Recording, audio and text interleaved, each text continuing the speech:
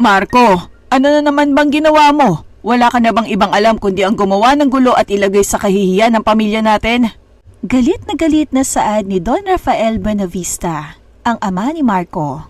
Kasalukuyang nakulong ngayon si Marco kasama ang mga kaibigan dahil sa ginawang panggugulo sa bar noong nakaraang gabi dahil sa sobrang kalasingan. Nagsampa ng reklamo ang kabilang grupo na nakalaban ni Marco dahil sa pinsalang natamo. Halos lahat kasi sa kanila ay nasa ospital dahil sa bugbog na tinamo mula sa grupo ni Marco. 4 silang magkakaibigan at halos lahat sila ay marunong sa martial arts. Lahat sila ay black belter, kaya naman walang kalaban-laban ang mga nakaaway nila, kahit na mas madami pa ang mga ito. Nagkaroon ng gulo dahil sa isang babae na parehas na gustuhan ni Marco at ng leader ng grupong nakalaban, hanggang sa nagkainitan at nagkagulo na nga sa bar. Dad, hindi naman ako nagsimula ng gulo eh. Silang mayayabang. Pangangatwiran naman ni Marco na ayaw pang aminin ang pagkakamali. Oo nga po! Halos sabay-sabay namang sagot ni Gabriel, Adrian at Mateo, ang mga kaibigan ni Marco. Isa pa kayo, puro gulo ang pinapasok ninyo. Aba, wala na kayong nagagawang matino ah. Tapos na nga kayo sa pag-aaral pero wala pa rin kayong pakinabang sa mga pamilya ninyo. Lahat kami na mga magulang ninyo ay sumasakit ang ulo dahil sa pagiging basagulero ninyo. Mga wala man lang kayong pakinabang sa negosyo. Paninermo ni Don Rafael sa mga magkakaibigan. Magkasosyo sa negosyo ang mga magulang nila, kaya sila na sana ang inaasahan na magpapatuloy ng negosyo ng kani-kanilang pamilya. Sabay-sabay silang nagsipagtapos sa Amerika sa kursong BSBA o Bachelor of Science in Business Administration. Ngunit mula nang umuwi sila ng Pilipinas ay puro sakit ng ulo ang ibinibigay nila sa kanilang mga magulang. Katwiran nila ay bumabawi lamang sila sa ilang taon na pagsubsob sa pag-aaral. Sorry na po, Tito. Parang awa nyo na po. Palabasin nyo na kami dito. Wala pa naman si na Mommy dito. Pagmamakaawa naman ni Adrian. Ngayon iiyak-iyak kayo. Dapat lang sa inyong makulong dahil mga pasaway kayo. Para kayong mga walang pinag-aralan. Dad, please. Palabasin nyo na kami dito. Nakakahiya eh. Pakiusap muli ni Marco na tila nagsisisi na sa kanyang nagawa.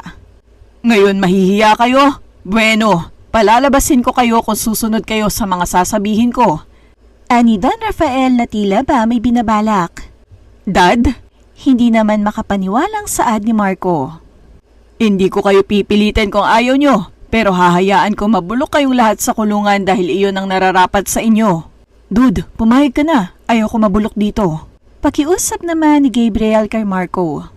Oo nga naman bro, pumayag ka na kaysa naman mabulok tayo dito. Sayang naman ang kagwapuhan natin kung mabubulok lang sa seldang ito. Kaya naman napahugot na lamang ng malalim na hininga si Marco na tila ba wala ng ibang mapagpipilian kundi ang pumayag sa kondisyon ng kanyang ama. Okay. Pumapayag na ako, Dad. Sagot nito na tila napipilitan lamang. Good.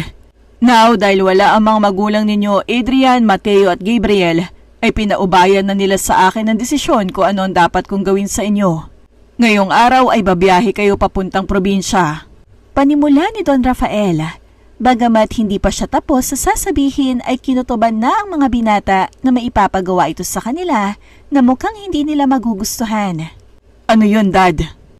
Makinig muna kasi kayo. Makinig kayong mabuti sa instructions na sasabihin ko. Ang mga magulang ninyo ay pumayag na gawin ko sa inyo ito. Wala kayong magagawa kundi ang sumunod sa akin kung ayaw ninyong mabulok dito sa kulungan. Okay po, Tito! Sabay-sabay namang sagot ng mga ito. Halos lumaki din kasi sila na malapit sa kani-kanilang pamilya. Ang mga magulang nila ay magkakaibigan na mula pa pagkabata at para na magkakapatid ko magturingan. Hindi naman talaga mayayaman ang mga ito, pero nangarap sila at nagsikap na makapagsimula ng maliit na negosyo. Hanggang sa unti-unting lumago ang negosyo nila na nagsimula lamang sa 1,000 piso na puhunan. Nagsimula sila sa pagtitinda ng lugaw na may iba't ibang sangkap at nagustuhan naman iyon ng mga tao. Hanggang sa nakilala at nagkaroon na sila ng isang pwesto sa kanilang lugar sa probinsya. Unti-unti ay nagtayo ang mga ito ng branches sa iba't ibang lugar hanggang sa makapagpatayo sila sa buong Pilipinas na siyang nagpayaman sa kanila. Nakapagsimula din sila ng iba pang negosyo at ngayon nga ay nagmamay-ari na sila ng mga naglalakihang hotel at restaurant sa Maynila. Ngayon nga ay kabilang na ang mga pamilya nila sa mga pinakamayaman sa Pilipinas dahil sa dami ng negosyong naitayo ng kanilang mga magulang. Ayos kung ganon. Uuwi kayong lahat sa Bicol at magpapanggap na mahirap. Tanging si Robert lamang ang makakaalam ng inyong mga tunay na pagkatao. Darating kayo doon bilang mga magsasaka. Magtatrabaho kayo araw-araw at sasahuran kayo buwan-buwan na siyang gagamitin ninyo para sa mga pangangailangan ninyo. Lahat ng credit cards at ATM ninyo ay kukunin ko. Gusto ko matuto kayo magtrabaho at malaman ninyo kung gaano kahirap ang kumita ng pera nang sa ganun ay matuto kayo na magpahalaga sa bawat sentimo na kikitain ninyo. Paliwanag ni Don Rafael na tila hindi naman nagustuhan ng apat. What? What? Halos sabay-sabay namang wika na magkakaibigan habang pare-parehong nakakunot ang mga noo. Dad, are you serious? Tanong ni Marco na hindi makapaniwala sa mga sinabi ng kanyang ama. Yeah, I'm serious my son. Kaya ko to ginagawa ay para turuan kayo at bigyan ng leksyon dahil hindi kayo marunong magpahalaga sa mga pinagpaguran namin. Puro kayo waldas at puro pambababae ang ginagawa ninyo na wala namang ibang habol sa inyo kundi pera. Sa probinsya ninyo mahahanap ang babaeng nararapat sa inyo. Yung mamahalin kayo kahit ni isa lamang kayo magsasaka. Yung handa kayong samahan sa oras ng kahirapan. Alam kong hindi nyo pa mauunawaan ang nais kong mangyari. Pero alam ko na darating din ang araw na pasasalamatan din ninyo ako. Wala akong ibang hangad sa inyo kundi ang matuto kayo sa buhay. Matutong magpahalaga sa bawat sentimo na kikitain ninyo. Tandaan ninyo na para rin sa inyo ang lahat ng ito. Mahabang litanya ni Don Rafael. Hindi na sumagot pa ang mga binata at pilit na inuunawa ang mga sinasabi ni Don Rafael. Bueno, umuwi na kayo sa bahay ninyo, Gabriel, Adrian at Mateo. Huwag nyo nang dalhin ang mga credit cards ninyo dahil hindi nyo naman yan magagamit. Magdala lamang kayo ng mga simpleng damit at mga pang-personal na gamit. Yun lang at wala na kayong dapat na dalhin. Ipahahatid ko kayo sa driver sa probinsya at alam na lahat ni Robert. Nakausap ko na siya kagabi pa nang malaman ko nangyari sa inyo. Siya na ang bahala sa inyo. Gaya ng sinabi ko, hindi nyo dapat ipapaalam ang tunay ninyong pagkatao sa kahit na sino dahil malalaman at malalaman ko yun. Kapag nangyari yon ay bibigyan ko kayo ng mas mabigat na parusa. Kaya no choice kayo kundi ang sumunod sa mga sinabi ko. Understand? Ani muli ni Don Rafael. Wala na ngang nagawa pa ang mga binata kundi ang tumango. Kaagad silang pinahatid ni Don Rafael sa kanilang driver papuntang probinsya. First time nilang makarating sa hasyenda ni na Marco, kaya walang makakakilala sa kanila maliban kay Mang Robert na katiwala ng ama ni Marco. Ang hasyenda nila ay napapalibutan ng palayan na siyang pangunahing produkto ng hasyenda. Isa sila sa nagsusupply ng bigas sa lugar na iyon. Halos umaga na nang makarating sila sa hasyenda. Hangang-hanga ang mga ito sa ganda ng hasyenda. Napaka-presko ng paligid at napakasariwa ng hangin na ibang-iba sa Maynila. Wow bro! Ang astig naman ng hasyenda ninyo. Parang ang sarap tumira dito. Humahangang saad ni Adrian. Ipapaalala ko lang bro, walang dapat makaalam kung sino tayo kaya hinaan mong boses mo dahil baka may makarinig sa'yo. Saway ni Marco dito. Oo nga pala, sorry. Agad na tugon ni Adrian saka tinakpan ang bibig. Hindi nila malaman kung saan pupunta nang may makita si Marco sa di kalayuan na isang dalaga na tila palapit sa kanila. Nakatitig lamang dito si Marco at kaagad na humanga sa simpleng ganda ng dalagang papalapit sa kanila. Hindi ito katangkaran. Sa tingin niya ay nasa 5'2" lamang ang taas nito. Kayumanggi ang kutis nito at ang mukha ay malaanghel sa ganda. Napakatangos din ang ilong nito at tamang-tama lamang ang kulay ng kutis para sa ganda ng isang probinsyana. Napakalakas ng dating nito kay Marco na tila agad na na-in-love sa dalaga. Hey bro, okay ka lang? Ani Mateo kay Marco na nakatulala habang nakatitig sa dalagang lumapit sa kanila. Yeah, ayos lang ako. Sagot naman ni Marco ng tila matauhan. Kayo po ba ang mga bagong tauhan ng Hacienda Buenavista? Mahinhin na tanong ng dalaga. Oo, kami nga. Ako nga pala si Gabriel. Nakangiti namang sagot ni Gabriel tsaka nakipagkilala sa dalaga at nakipagkamay. Ako naman si Mateo. Adrian! Pakilala naman ni Adrian na nakangiti na abot na yata sa tenga. Marco. Pakilala ni Marco na hindi maunawaan ang sarili. Ngunit pilit na itinatago ang kakaibang nararamdaman para sa dalaga. Ayaw niyang magpahalata sa mga kaibigan dahil alam niyang pagtatawanan siya ng mga ito kapag nalamang na in love kaagad siya sa dalagang probinsyana. Pagdating sa kanilang grupo, siya ang pinakamatinik sa mga babae. Para lang itong nagpapalit ng damit kung magpalit ng babae. Wala siyang pakialam sa mga babaeng tumaan sa kanyang buhay. Dahil alam niya na pera lamang ang habol nito sa kanya gaya ng sabi ng kanyang ama. Sa mga oras na iyon ay kunwari deadma lamang sa kanya ang dalaga.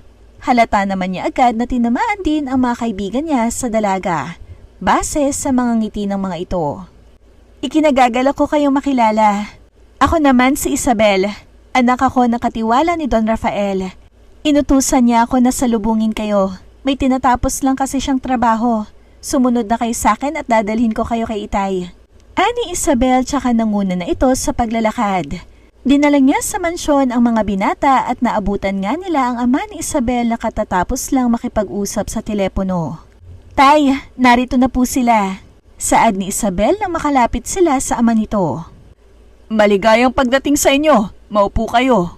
Utos ni Mang Robert sa kanila na agad namang sinunod na magkakaibigan. Anak, iwanan mo na kami at kakausapin ko muna ang mga bago nating tauhan.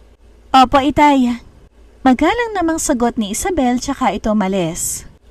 Bueno, ako si Robert, ang katiwala ni Don Rafael. Sino sa inyo si Marco? Ako po. Maligayang pagdating senyorito dito sa inyong hasyenda. Masaya ako na nakarating ka rin dito. Bueno, katatapos lamang naming mag-usap ni Don Rafael at binili niya lahat na mga kailangan ninyong gawin. Walang special treatment na ibibigay sa inyo. Mamumuhay kayo dito bilang mga tauhan ng hasyenda. Magsasaka kayo at tutulong sa lahat ng mga gawain. Tutulong din kayong mag-alaga ng mga kabayo, mga baka at ng lahat ng mga alagang hayop dito. Ibig sabihin ay magsisilbi kayo sa hasyenda at sasahuran ko kayo tuwing katapusan. Titira kayo kasama ng mga tauhan. Hindi libre ang pagkain dito kaya kayo ang bahala kung paano kayo kakain. Huwag kayong mag-alala dahil sa unang buwan ninyong pamamalagi dito ay libre ang pagkain. Pero kapag nakasahod na kayo ay kayo na ang bahala sa pagkain ninyo. Mahabang paliwanag ni Mang Robert. Hindi naman makapaniwala ang apat sa mga sinabi ng lalaki. Totoo po ba yun? Ani Marco. Iyon ang gusto ng daddy mo, senyorito. Wala akong magagawa dahil sumusunod lamang ako sa utos. Ipapahatid ko na kayo kay Isabel sa bahay na tutulayan ninyo. Ipinalinis ko na yon kaya hindi na kayo kailangan pang maglinis. Bukas ko na kayo pagtatrabahuhin dahil alam ko na pagod pa kayo sa biyahe. Maaari kayong magpahinga o magsabi kayo kung gusto niyo yung libutin ng hasyenda ngayong araw. Dahil pasasamahan ko kayo sa aking anak. Saad ni Mang Robert. Nakakadama ito ng awa para sa mga binata dahil alam niyang walang alam ang mga ito sa bukid. Ngunit wala siyang magagawa dahil iyon ang utos ng ama ni Marco.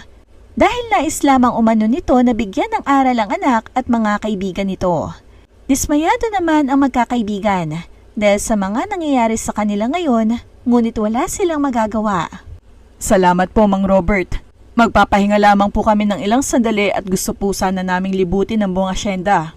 Magalang na saad ni Marco. Mabait namang bata talaga si Marco kaso nga lang, marahil dala ng kabataan ay naging pasaway ito. Sige, tatawagin ko lamang si Isabel para maihatid kayo. Maiwan ko muna kayo. Napabuga na lamang ng hangin si Marco dahil sa mga nangyayari sa buhay niya ngayon. Kahit kailan ay hindi niya naisip na mangyayari ito sa kanya. Nag-aral siya sa Amerika pero ngayon ay magiging magsasaka lamang siya, kaya naman napapailing na lamang ito dahil sa naiisip.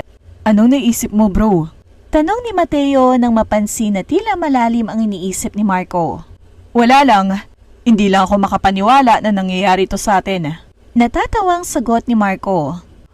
Oo nga pre, ito na yata ang bunga ng pagiging pasaway natin matapos tayong pag-aralin ng mga magulang natin sa Amerika. Napapailing ding sagot ni Mateo. Sundin na lamang natin sila. Malay ninyo magkatotoong sinabi ng daddy mo na baka dumating ang araw na pasasalamatan din natin sila. Sabat naman ni Gabriel. Correct bro, hindi naman nila tayo ilalagay sa isang sitwasyon na ikapapahamak natin. Gawin na lang natin ang gusto nila. Di ba bagong pakikipagsapalaran ang gagawin natin? I-enjoy na lang natin to. Ani Adrian. Sa bagay, tama ka. Tignan na lang natin kung hanggang saan tayo makakarating sa pagsubok na ito sa atin ng ating mga magulang. Tura ni Marco habang tila malalim pa ring nag-iisip. Maya-maya nga lamang ay bumalik na si Mang Robert kasamang anak nito na si Isabel. Sumama na kayo kay Isabel mga iho para makapagpahinga kayo bago kayo maglimbot sa asyenda. Si Isabel na ang bahala sa inyo. Sige po Mang Robert, salamat po. Tugon ni Marco. Maya-maya ay binuhat na nila ang kanilang mga daladala at sumunod na kay Isabel.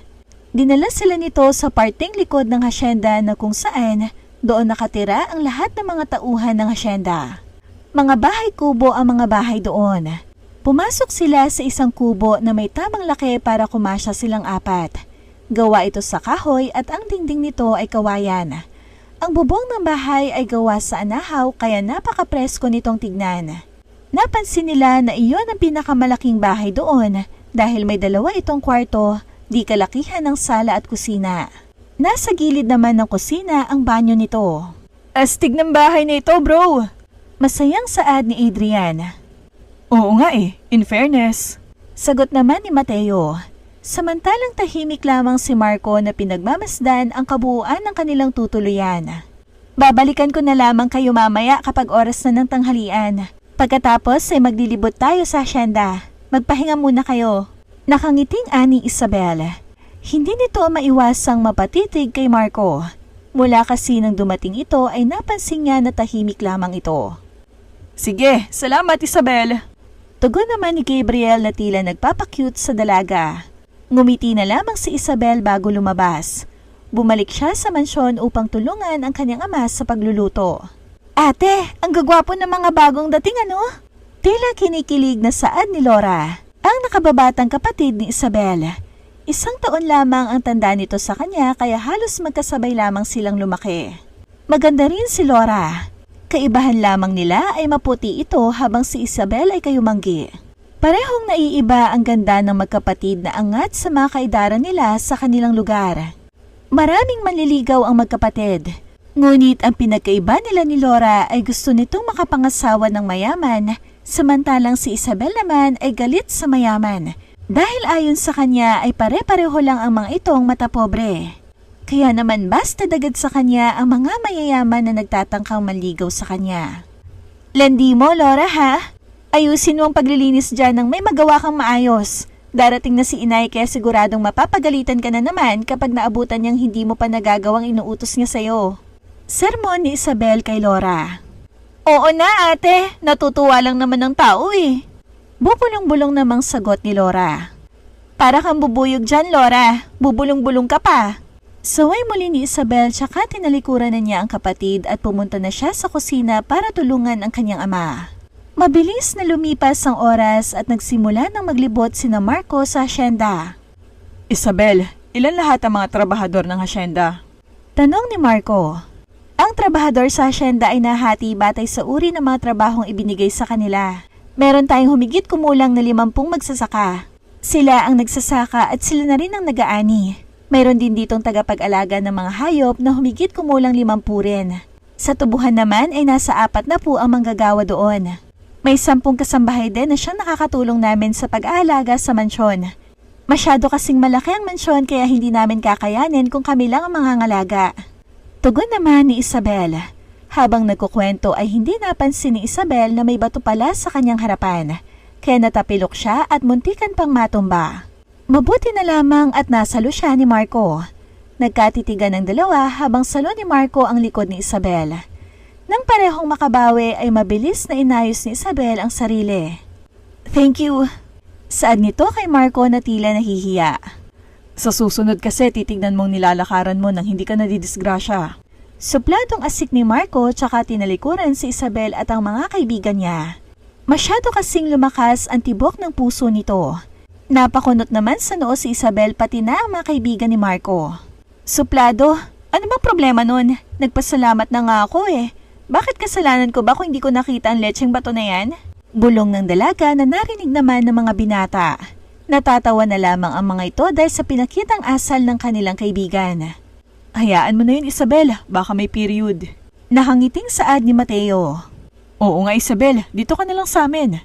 Sabat naman ni Gabriel.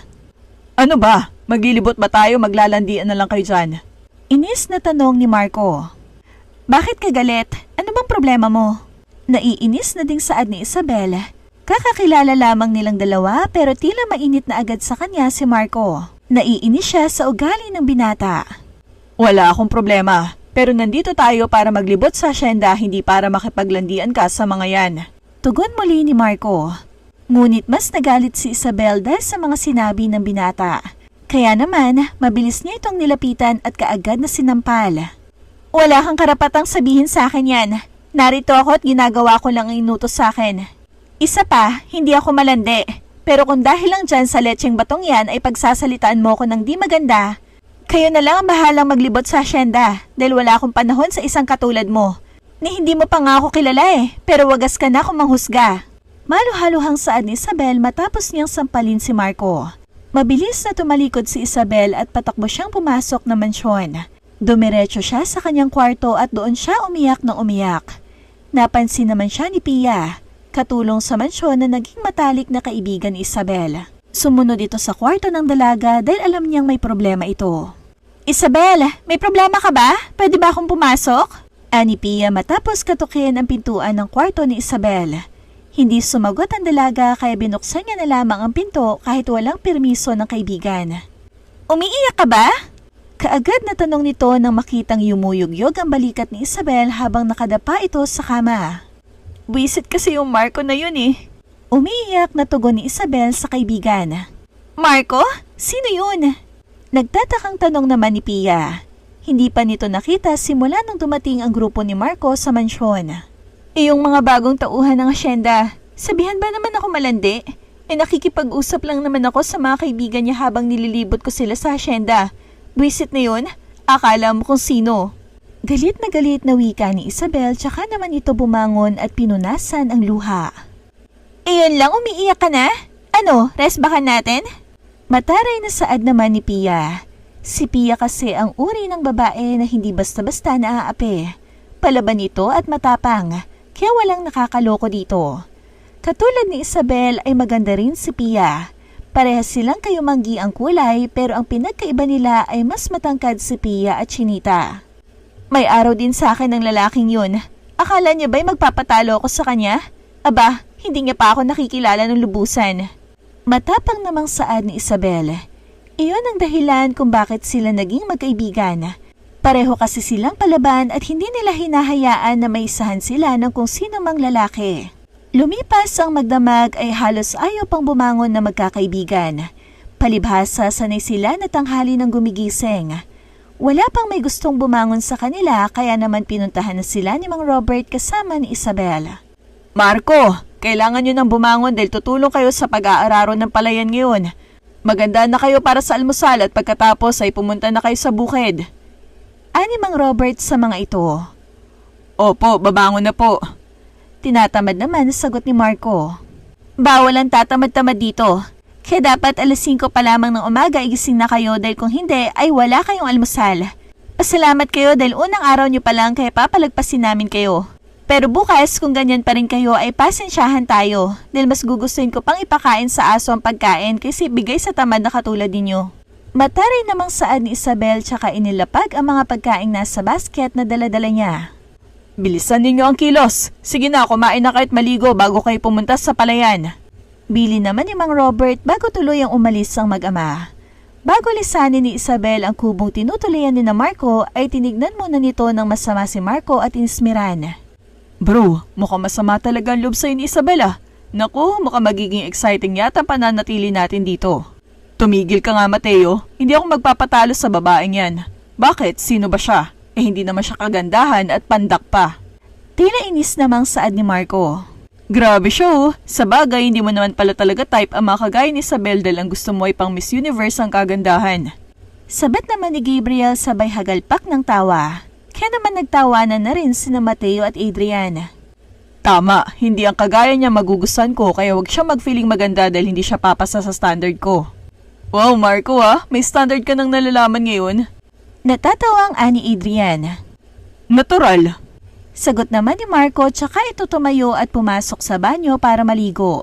Nang makapasok siya sa banyo ay napatitig siya sa salamin at hindi makapaniwala sa sarili.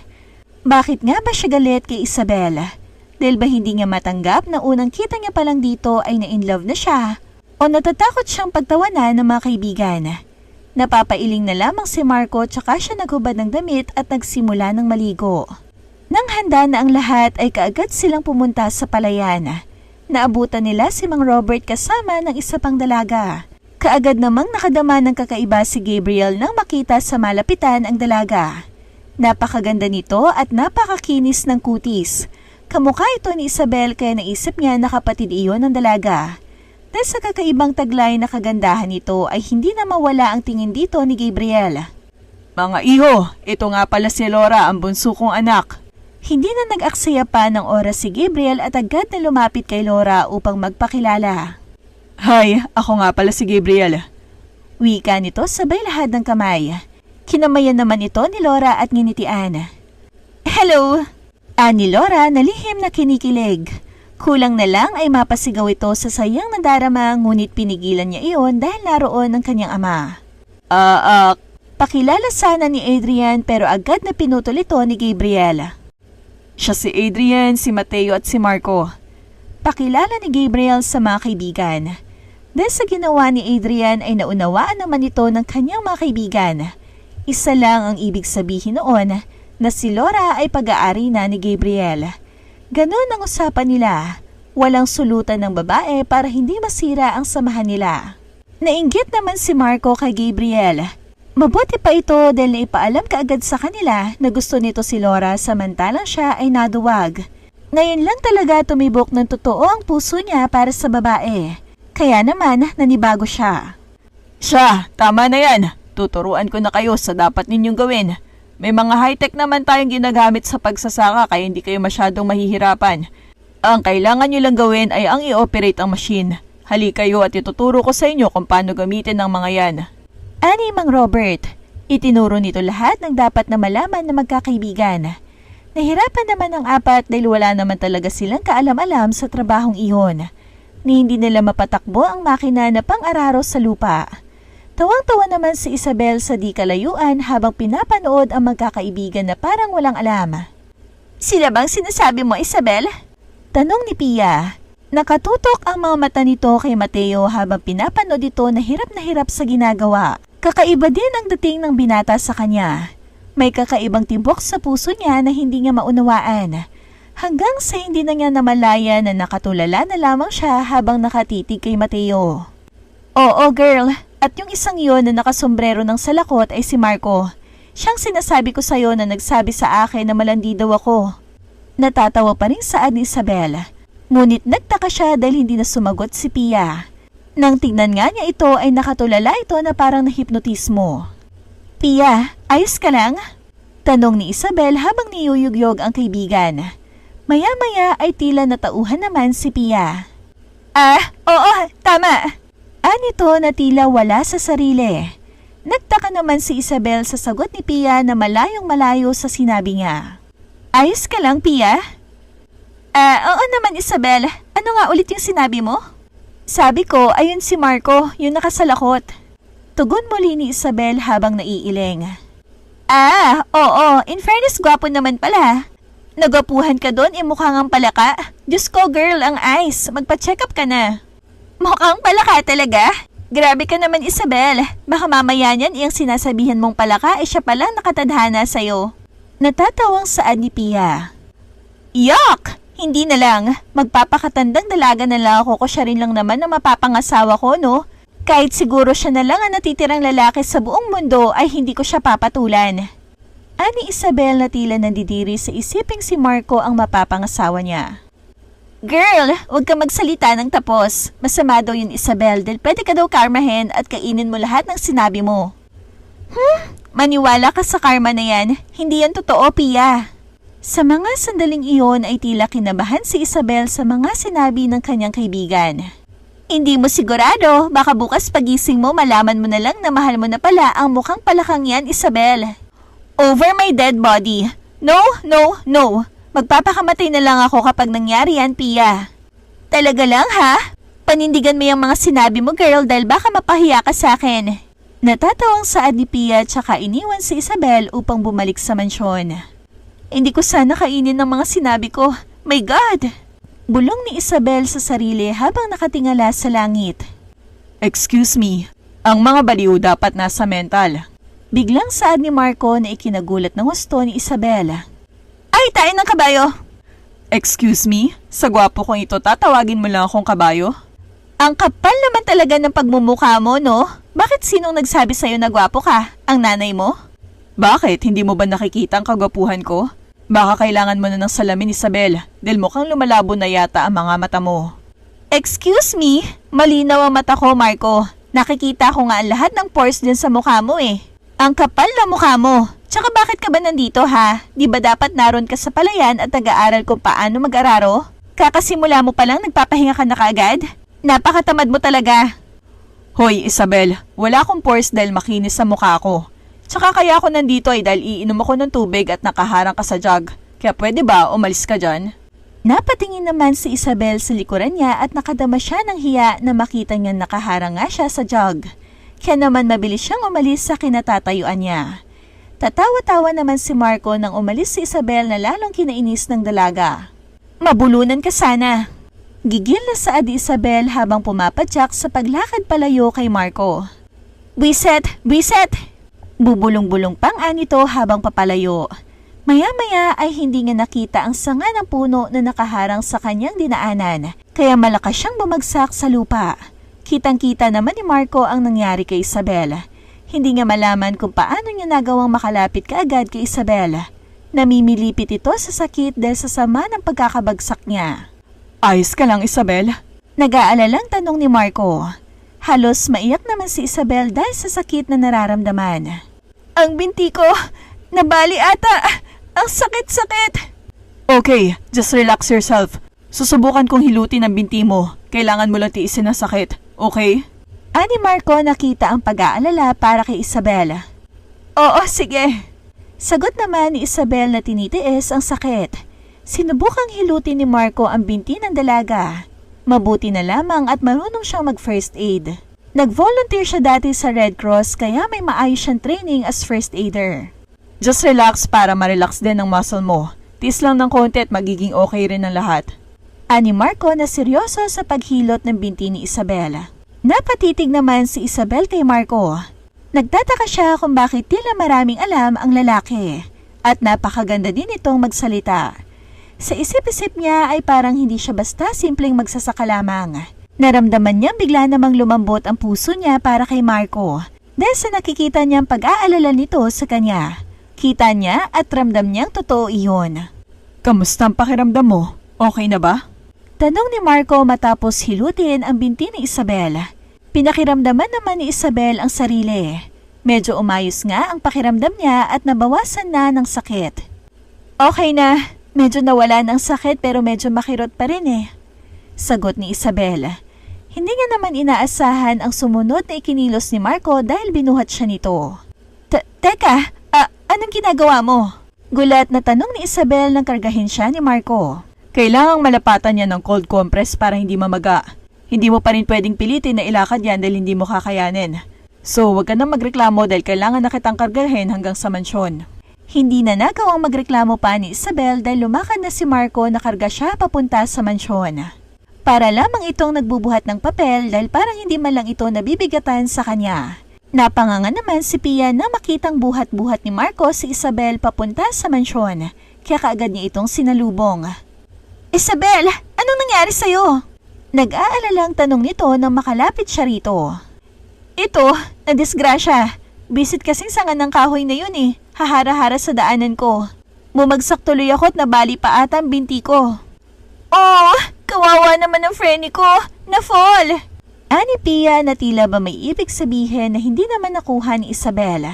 Dahan-dahan namang ibinaba ni Marco si Isabel sa sofa tsaka nang madaling pumunta sa kusina para kumuha ng pang-cold compress para sa binti ng dalaga. Agad din itong bumalik sa sala kung saan naroon si Isabel. Maya-maya ay nilapatan nito ng cold compress ang binti ng dalaga.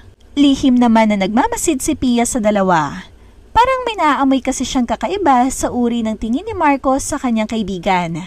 Malakas ang kutob niya na may pagtingin ito kay Isabel. Mamaya ay magiging maayos ng pakiramdam mo. Kapag nakaramdam ka ng sakit ay pwede kang uminom ng pain reliever. Kung hindi pa rin mawala ang sakit sa loob ng 24 oras ay magsabi ka na. Dahil kailangan mo nang magpatingin sa doktor. Kailangan mong ipa-x-ray ang binti mo para makita kung hindi ba nabali ang buto mo. Paliwanag ni Marco sa kanya. Sige, salamat sa'yo Marco. Mauna na rin ako dahil baka hinahanap na ako ng itay mo sa palayan. Paalam ng binata sa kanya. Tumango na lamang si Isabel habang nakangiti. Tuluyan na rin namang umalis si Marco upang bumalik sa palayan. Habang naglalakad ay kakaibang saya ang nararamdaman ni Marco. Para bang ang gaan-gaan ng loob niya sa oras na yon dahil sa nangyari. Ang totoo, nang makita niyang bumagsak ng malakas si Isabel kanina ay matinding pag-aalala ang naramdaman niya para rito. Hanggang ngayon ay hindi pa rin niya maalala kung paano siya nakalapit ng ganoon kabilis sa dalaga upang tulungan ito. Nailing na lamang siya at nagmadali nang bumalik sa palayan. Dahil sa sayang nararamdaman ay hindi na nawawala ang mga ngiti ni Marco habang nagtatrabaho. Ni hindi nga siya nakadama ng pagod. Nakahalata naman ang kanyang mga kaibigan sa kakaibang nangyayari sa kanya. Ano kaya nangyari sa kaibigan natin? Hindi kaya nanuno siya nang uminom siya ng tubig kanina? Nagtatakang tanong ni Mateo. Oo nga no, mukhang ibang Marco yatang kasama natin ngayon. Kahapon lang at kaninang umagay para siyang may period sa kasungitan.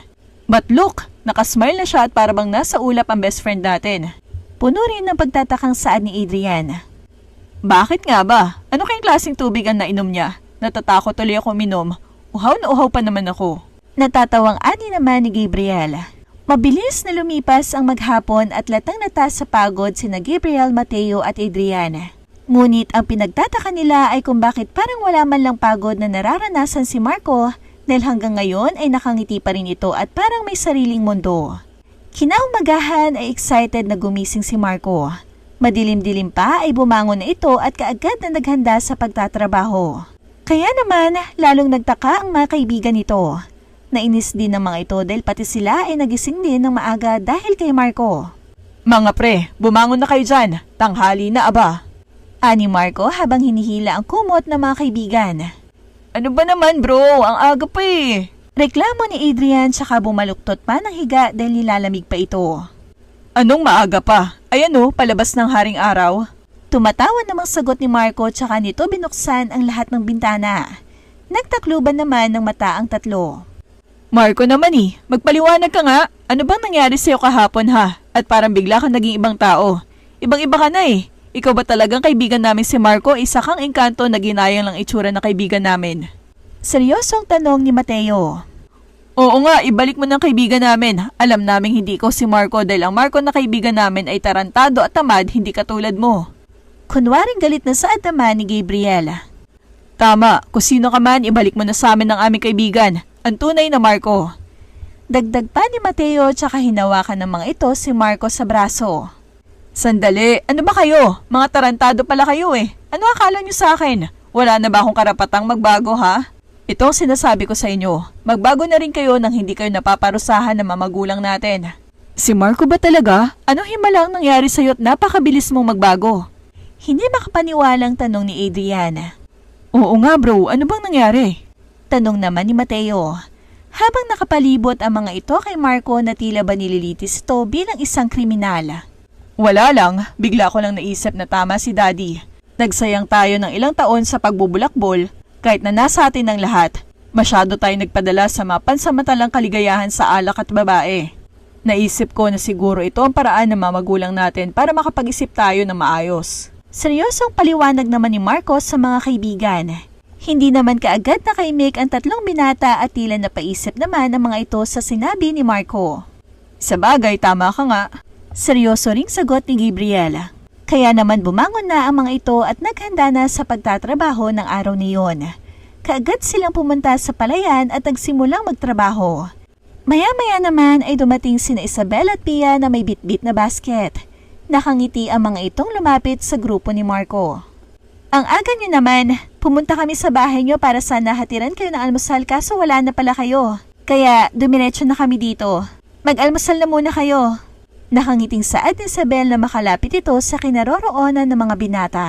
Nakangiti naman ang mga itong lumakad palapit sa dalawang dalaga. Salamat Isabel, nag-abala ka pa. Nakangiting sagot ni Marco. Sa mga sandaling iyon ay nagkatinginan sina Adrian, Mateo at Gabriel dahil hindi sila makapaniwala sa inaasta ng dalawa. Alam kasi nila na nagkapikunan ang dalawang ito noong nakaraang araw. Kaya naman pagtataka ang nasa mukha ng mga ito. Nako, hindi naman Marco. Sige na, kumain na kayo. Lihim namang kinikilig si Pia habang nakatitig kay Mateo na para bang wala itong pakialam sa paligid. Masayang pinagsaluhan ng mga magkakaibigan ang pagkaing dala ni na Isabel. Samantala, may isang grupo naman ng mga manggagawa ang nanggigigil habang nakatingin kina Marco, ang grupo ni Tonyo. Matagal na itong naliligaw kay Isabel pero palagi itong binabastad ng dalaga. Ngayon nga ay galit na galit ito dahil nakikita nito na tila nagkakagaanan na ng loob sina Marco at Isabel kahit nakakarating lamang nito sa hasyenda. Nakakuyom ang mga kamao nito na para bang gustong-gusto ng suntukin ang mukha ni Marco. Ano, Tonyo, resbakan na natin? Tanong ni Lito, kaibigan nito. Huwag muna ngayon. May araw din sila sa akin. Dudurugin ko ang Marco na yan sa aking mga kamay. Matitikman niya ang galit ng isang sawing tulad ko. Nanggigigil na saad ni Tonyo habang matalim ang mga mata nito na nakatingin sa grupo ni Marco. Salamat sa pagkain, Isabel. Napakasarap at nabusog kami. Nakangiting pasasalamat ni Marco sa dalaga. Walang anuman, Marco. Sige, aalis na kami ni Pia. Marami pa kasi kaming gagawin eh. Babalik na lang kami mamaya para maghatid ng pananghalian ninyo. Sige, Isabel. Ingat sa pag-uwi. Ngumiti na lang ang dalaga bilang tugon kay Marco tsaka nito hinila si Pia na parang wala na naman sa sarili. Bro, umamin ka. Anong ibig sabihin nun? Tanong ni Mateo nang makaalis si na Isabela. What do you mean? Maang nasagot naman ito sa kaibigan. Ano yung ngitian yun ni Isabel? Akala ko ba magkagalit kayo? Okay na kayo? How? Sunod-sunod na tanong ni Mateo. Oo nga. Sabay namang tanong ni na Adrian at Gabriel. Natawa na lamang si Marco dahil sa tanong ng mga kaibigan. Ano ba kayo? Wala yun. Nakangiting sagot nito tsaka ito naglakad pabalik sa palayan upang ipagpatuloy ang ginagawa. Anong wala yun? Ikakaiba kaya ang spark sa inyong mga mata? Tanong naman ni Gabriel habang nakasunod kay Marco. Oo nga, parang may something eh. Kwento ka naman pre, ang daya mo eh. Tura naman ni Adrian na para bang hindi makapaghintay na malaman kung ano nga ba ang dahilan ng pag-aayos ng dalawa. Ang kukulit nyo rin ah. Sige na nga, sasabihin ko na. Saad ni Marco na tila ba napipilitan lamang na sabihin sa kanyang mga kaibigan ang nangyari sa kanila ni Isabel. Ikwinento niya lahat-lahat sa mga ito ang nangyari sa kanila ng dalaga. Seryoso namang nakikinig ang tatlo at tumatangu-tangu pa habang isinasalay sa iyo ni Marco. Ano, okay na ba? Mga tsismoso din kayo eh. Kalalakin yung mga tao. Natatawang ani Marco. Ang kwento niya lamang ay kung ano ang nangyari. Hindi pa niya sinabi sa kanyang mga kaibigan ang tunay niyang nararamdaman para kay Isabel. Hindi pa siya handang sabihin kung ano nga ba ang nararamdaman niya para sa dalaga. Okay, explanation accepted. Gagawin din naman natin ang ginawa ni Marco kay Isabel as first aider, di ba? Tugon naman ni Mateo. Lahat kasi sila ay trained as first aider kaya inakala nila na iyon lang talaga ang dahilan ni Marco. Sabagay, safety first talaga dapat before any emotions, di ba? Pagsang-ayon naman ni Adrian. Pero okay na kayo ni Isabel? Hindi na siya galit sa'yo? Tanong ni Gabriel. Siguro, nakangiti na eh. Tsaka nabigla lang naman talaga ako noon.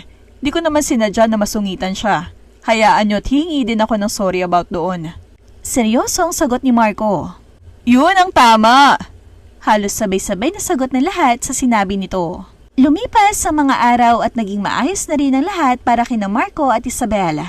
Nawala na ang tensyon sa pagitan nila at unti-unti ay nakikilala nila ang isa't isa. Isang araw ay nagkaayaan na mag-outing ang magkakaibigan. Tapos na kasi silang magsaka at wala na din naman silang gagawin sa hasyenda. Oo nga pre, maglibang naman tayo. Pagsang-ayon naman ni Adrian sa sinabi ni Gabriel. Oo nga Marco, magpaalam tayo kay Mang Robert. Siguro naman papayagan niya tayo na makapag-relax dahil naging very good naman tayo. Tura naman ni Mateo. Sige, hintayin niyo ako dito at magpapaalam lang ako kay Mang Robert. Para namang mga batang tuwang-tuwa ang mga kaibigan ni Marco habang pumapalakpak pa ang mga ito sa sobrang saya. Pumunta naman sina Marco sa mansyon upang magpaalam kay Mang Robert. Oh, senyorito, ano pong kailangan ninyo? Magalang na tanong ng lalaki. Mang Robert, Marco po. Huwag niyo na akong tawagin na senyorito dahil baka may makarinig pa sa inyo. Oo nga pala, pasensya na. Malalagot ako nito sa ama mo pag nagkataon. Sagot ni Mang Robert na tila nakalimot sa kanilang sikreto.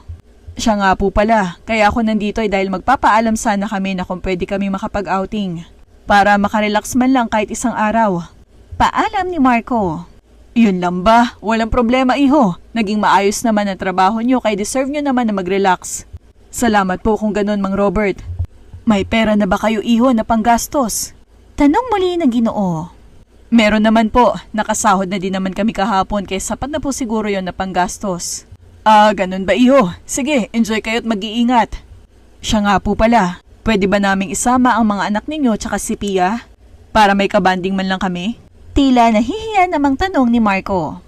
Oo naman, walang problema. Sandali lang at sasabihan ko lang sila. Kaagad namang pumayag ang lalaki tsaka ito malis upang puntahan ang mga anak.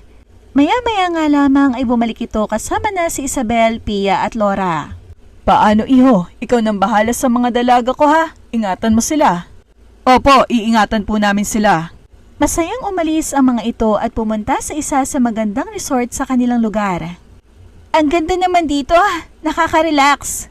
Masayang saad ni Isabel. Sila lamang ni Marco ang natira sa cottage dahil agad na lumusong sa tubig ang kanilang mga kasama. Kasing ganda mo. Wala sa loob na sagot ni Marco habang nakatitig sa dalaga. Anong sabi mo? Tanong ni Isabel na tila hindi naunawaan ang sinabi ni Marco. Sabi ko, tama ka. Maganda nga. Napatango-tango na lamang si Isabel sa sagot ni Marco. Pero ang totoo ay narinig niya naman talaga ang sinabi nito kanina. Gusto niya lang sanang ipaulit iyon para mas maliwanag. Marco, bakit kayo napadpad dito? Saan ba talaga kayo galing? Usisa ni Isabel sa kanya. Nabigla naman si Marco sa tanong ni Isabel. Hindi niya napaghandaan ang tanong na iyon. Ha? Sa Maynila. Mahina kasi ang trabaho doon. Tapos napunta kami sa kumpanya ng mga Benavista. Ayun, sila ang nagpadala sa amin dito. Pagsisinungaling ni Marco. Isabel, gusto ko sanang humingi ng sorry nung unang araw na pagkikita natin. Nabigla lang ako noon, kaya siguro nasungitan kita. Pagod lang siguro ako noon sa biyahe kaya pasensya ka na. Wala yun, Marco. Kalimutan mo na yun. Nakabawi ka naman na sa akin eh. Napatawad na kita at napatunayan ko na rin naman na mabuti kang tao. Nakangiti namang sagot ng dalaga habang nagbabalat ng pongkan. Salamat Isabel, pwede ko bang malaman kung may boyfriend ka na? Tila nahihiyang tanong muli ni Marco. Wala. Maikling sagot ni Isabel ay kinatuwa naman ni Marco. Napangiti ito at kita sa mukha ang saya. Talaga? Pwede ko ba malaman kung bakit? Sa gandang mong yan, wala kang boyfriend? Wala eh. Halos puro kasi sila mayayaman. Ayaw ko kasi sa tulad nila. Napakunot noon naman si Marco sa sagot ni Isabel. Bakit naman ayaw mo sa mayayaman? Mayayabang kasi sila, Marco. Tsaka nung nag-aaral ako, karamihan sa mayayaman kong kaklase masasama ang mga ugali. Kaya mula noon, ayaw ko na sa mayayaman. Nakakairita kasi ang ugali nila. Tila nanumbalik naman ang inis ng dalaga nang maalala iyon. Hindi naman lahat ng mayayaman ay masamang ugali, Isabel. Meron namang may mabubuting puso. Paano mo nasabi yon, Marco? Bakit? Mayaman ka ba? Tila inis na saad ni Isabel. Ha? Hindi. Magsasaka ba ako kung mayaman ako? Hindi naman pala eh. Pag napatunayan mo na mayroong mayaman na hindi matapobre, tsaka ako maniniwala sa sinasabi mo na hindi lahat ng mayayaman ay masama ang ugali. Tila paghahamon ni Isabel sa kaharap na lalaki. Paano pag napatunayan mo na mayroon nga? Magpapakasal ka ba sa akin? Seryosong tanong ni Marcos sa kanya. Nabigla naman si Isabel sa sinabi nito. Kasal? Bakit? Tayo ba, Marco, para alokin mo ko ng kasal? Bakit? Kailangan ba maging tayo muna, Isabel, bago tayo ikasal? Balik na tanong naman ni Marco. Aba, ay oo naman. Alangan naman basta na lamang ako magpakasal sa'yo kahit hindi naman tayo. Mataray na sagot ni Isabel. So, ibig bang sabihin yan tayo na? Nakangiting ani Marco. Ano? Sinuswerte ka naman ata, Marco, kung ganun-ganun lang. Basta Isabel, tayo na't wala ng bawian. At sa oras na mapatunayan ko na mayroong mayaman na hindi masamang ugali ay magpapakasal kaagad tayo. Hindi makapaniwala ang dalaga na mayroon kaagad siyang boyfriend na hindi man lang naligaw sa kanya. Gulong-gulo si Isabel sa nararamdaman niya para kay Marco, na ngayon nga ay boyfriend na niya. Babe nang tawagan natin mula ngayon. At wala ka na magagawa pa dahil akin ka na mula ngayon. Hindi ako papayag na mawala ka sa akin, Isabel. Aaminin ko na sa'yo na mula pa lang nung unang araw kita makita ay minahal kita. Kaya nga nasungitan kita nun eh. Dahil nagselos ako sa mga mokong na yon habang masaya kayong nag-uusap. Kaya uminit ang ulo ko nun. At nasungitan kita. Maniwala ka, Isabel. Seryosong saad ni Marco habang nakatitig sa mga mata ng dalaga. Gulat na gulat naman si Isabel sa mga sinabi ni Marco. Alam niya din naman sa sarili niya na may espesyal na itong parte sa puso niya. Hindi na namalayan pa ni Isabel kung paano naglapat ang kanilang mga labi. Dinama at pinagsaluhan nila ang tamis ng kanilang unang halik. Hindi naman makapaniwala ang mga kaibigan ni Marco pati na sina Pia at Laura na makita nila na naghahalikan ng dalawa. Kahit malayo sila ay kinikilig ang mga ito. Samantala, nanggigigil naman si Tonyo na lihim na nagmamasid kina Marco at Isabel. Tonyo, mukhang unahan ka na nga kay Isabel ng Marco na yun ah. Bumigay na yata si Isabel kay Pogi. Solsol ni Lito. Hayaan mo lang na magsaya si Marco dahil mamayang gabi matitikman niya ang galit ko. Galit na saad ni Tonyo. Isabel, hindi na ba mawawala ang galit mo sa mga mayayaman? Tanong ni Marco habang nakatingin sila sa kanilang mga kaibigan na nagkakasayahan habang lumalangoy. Ewan ko nga ba? Hindi naman sa galit ako sa kanila pero ayaw ko lang noon na magkaroon ng boyfriend na mayaman. Iyon lang, ayaw ko kasi na magkaasawa ng mayaman. Oo, may pangarap din naman ako na yumaman pero ayaw ko manggamit ng tao para guminhawa ang buhay ko. Gusto ko kung yayaman ako ay dahil sa sarili kong pagsisikap. Mas masarap yun sa pakiramdam. At doon ka tunay na sasaya dahil alam mo na deserve mo ang lahat.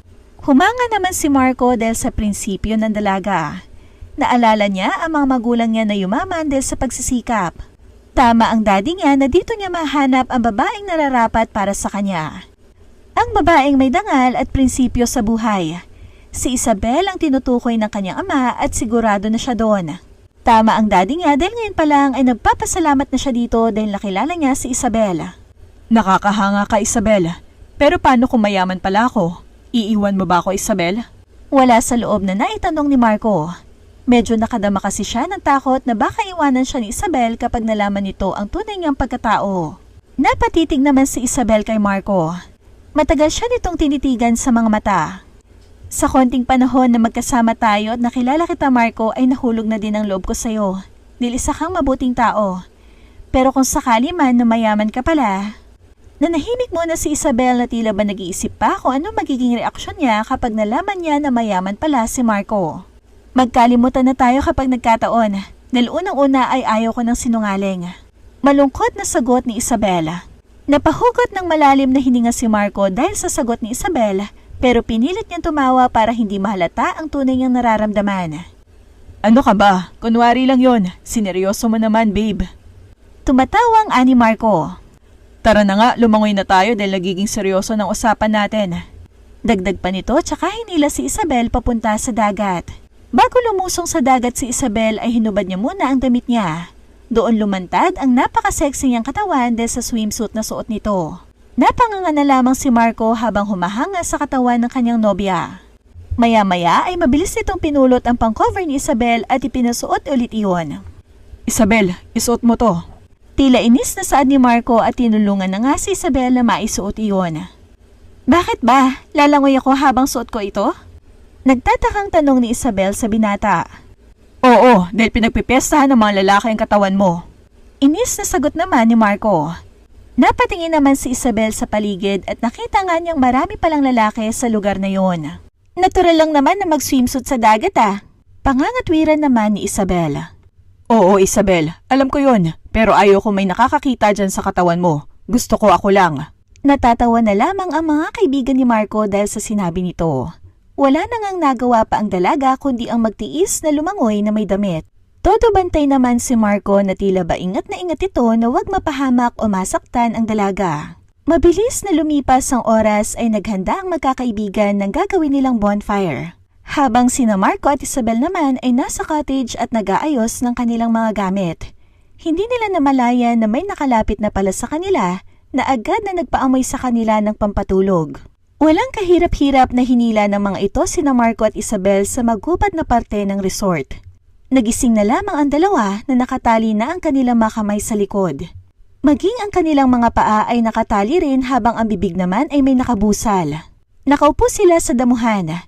Medyo madilim din sa parting iyon dahil may mga punong kahoy na nakaharang sa liwanag ng mga ilaw. Mabuti na lamang at maliwanag ang buwan kaya kita pa rin nila ang paligid. Takot ang makikita sa mga mata ni Isabel na hindi alam kung ano nga ba ang nangyayari sa kanila. Well, gising na pala ang ating mga bisita.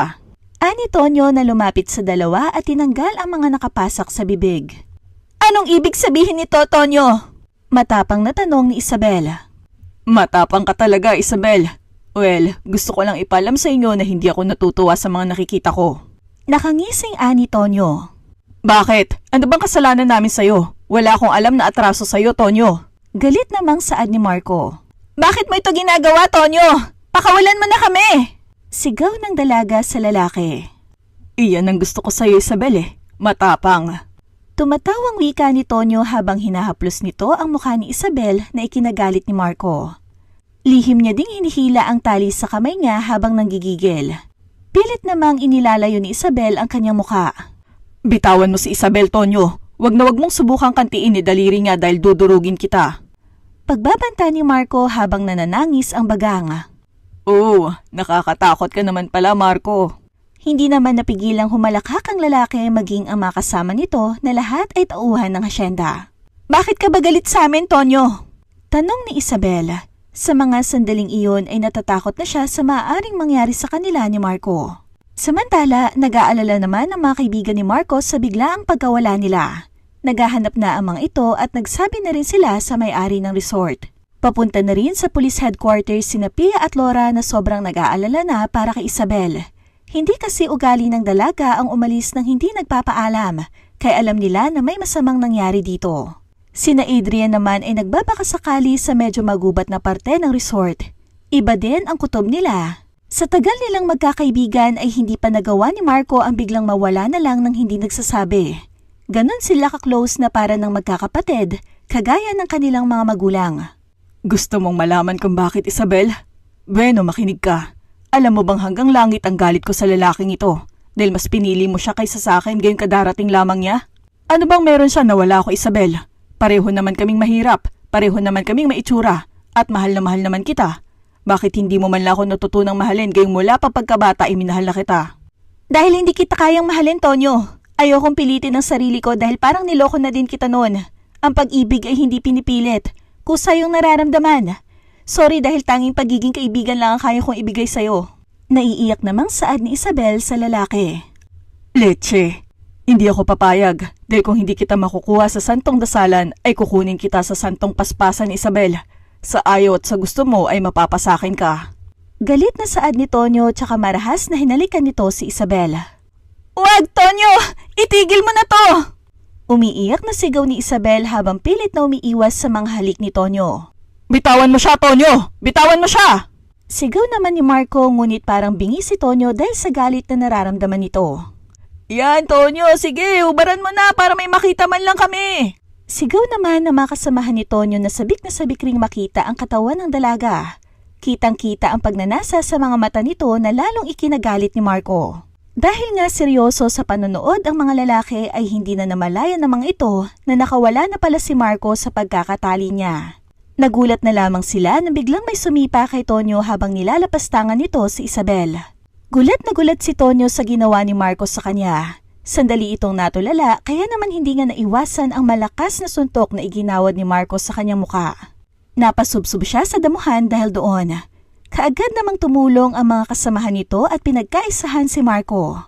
Ngunit lahat sila ay hindi makapaniwala dahil sa galing sa pakikipaglaban ni Marco.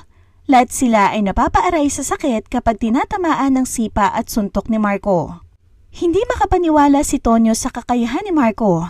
Hindi siya makaimik at nakatitig na lamang siya sa binata na halos umapoy na ang mga mata dahil sa galit nito sa kanya. Binalaan na kita kanina na wag mong kakantiin ni daliri ni Isabel. Pero hindi ka nakinig, kaya humanda ka, Tonyo.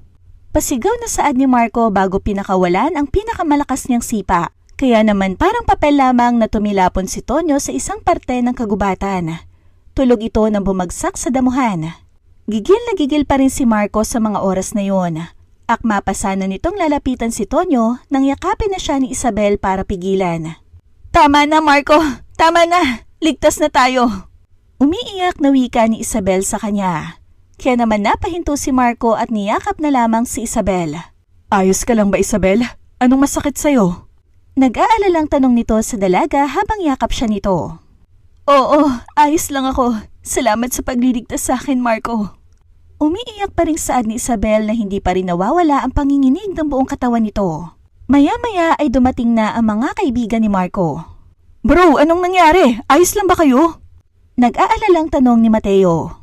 Ayos na kami, bro. Tinangkang lapas na nga ni Tonyo si Isabel sa harap ko. Mabuti na lamang at maluwag ang pagkakatali nila sa kamay ko.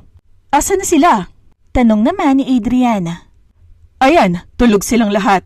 Natatawa namang sagot ni Marco. Iba ka talaga, dude. Pati daddy mo nag-aalala na. Nang malaman niya nangyari sa inyo ay kagad siyang pumunta dito sakay ng private plane ninyo. Papunta na raw sila rito.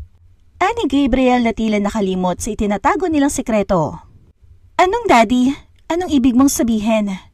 Naguguluhang tanong naman ni Isabel sa sinabi ng lalaki. Isabel, magpapaliwanag ako. Nag-aalalang tugon ni Marco. Tinignan nito ng masama ang kaibigan na bigla namang naalala ang sikreto. Manluloko! Galit na saad ni Isabel tsaka ito tumalikod at nagtatakbo para lisanin ang lugar na yon. Nakauwi na ang lahat sa mansyon nang dumating si Don Rafael. Lahat sila ay nasa sala at nag-uusap. Matapos ang kanilang usapan ay nagpahinga na rin si Don Rafael at pinagpabukas na ang mga bagay-bagay. Samantala, si Isabel naman ay nagkulong sa kanyang kwarto. Maya-maya ay pinuntahan siya ng kanyang ama matapos kausapin si Don Rafael. Anak, kamusta ka? Hindi ka ba nasaktan ni Tonyo? May pag-aalalang tanong nito sa dalaga. Ayos lang po, tay. Mas nasaktan ako sa panluloko ni Marco sa akin. Umiiyak na tugon ni Isabel. Bakit, anak? Mahal mo ba siya? Hindi ko sinasadyang mahulog sa kanya, tay. Nakita ko kasi ang kabutihan niya kaya minahal ko siya. Pero hindi ko naman akalain na nagpapanggap lang pala siya. Hindi ko tuloy alam kung pati ba pagmamahal niya sa akin ay totoo o nagpapanggap rin lang. Ang sakit lang, tay eh.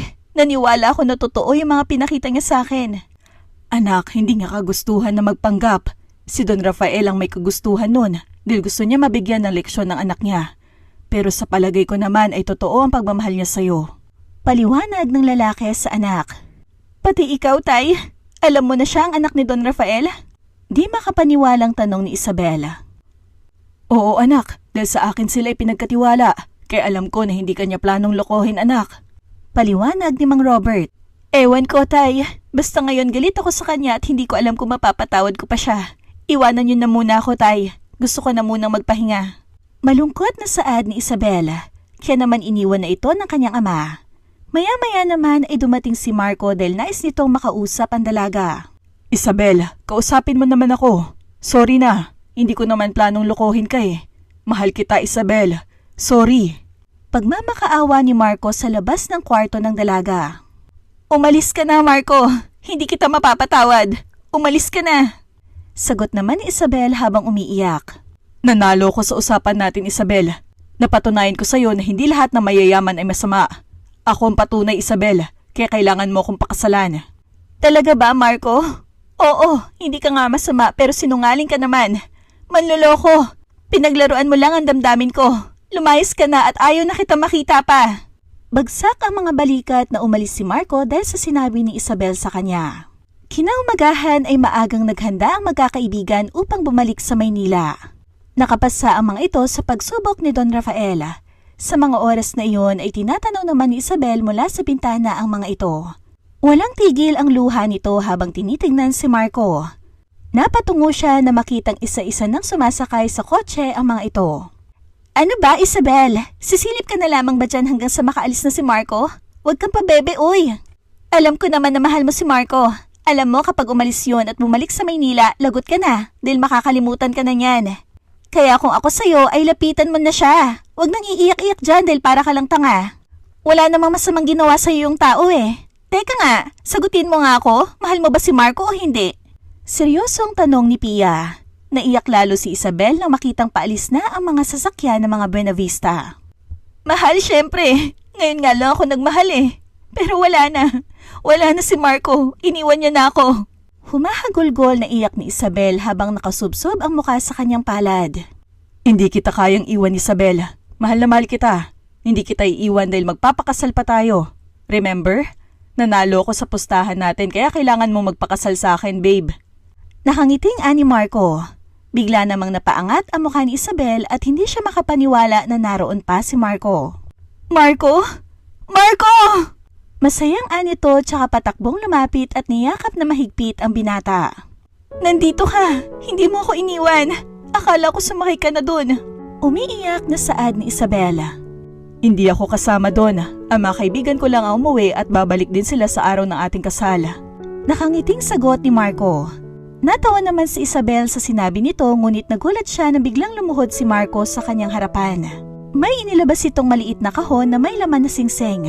Tumitig ito sa kanya bago nagsalita. Isabel, babe, hindi ko intensyon na magsinungaling sa'yo. Natakot lang akong sabihin ng totoo dahil baka iwanan mo ko pag nalaman mong totoo. Nilihim ko man sa'yo ang estado ko sa buhay, pero hindi ang pagmamahal na nararamdaman ko sa'yo. Kaya ngayon sa araw na to, hindi na ako makapaghintay na maging akin ka habang buhay. Isabel, will you marry me? Nakangiting tanong nito. Naguunahan naman ang mga luha sa mga mata ni Isabel dahil sa kaligayahan na nararamdaman. Tumango ito tsaka ngumiti. Yes, magpapakasal ako sa'yo, babe. Nakangiting sagot nito kay Marco. Kaya naman isinuot ng binata ang singsing at agad itong tumayo at hinalikan sa labi si Isabel. Kilig naman sina Laura at Pia habang nanonood sa dalawa. Makalipas pa ang ilang buwan ay idinaos na ang magarang kasal ni Marco at Isabel sa Hacienda Buenavista. Mula noon sila ay nagsama ng masaya hanggang sa dulo ng walang hanggan. Taon pa ang lumipas dahil sa nangyari at sa mga naranasan na magkakaibigan sa Hacienda ay lalong tumibay ang pagkakaibigan nila.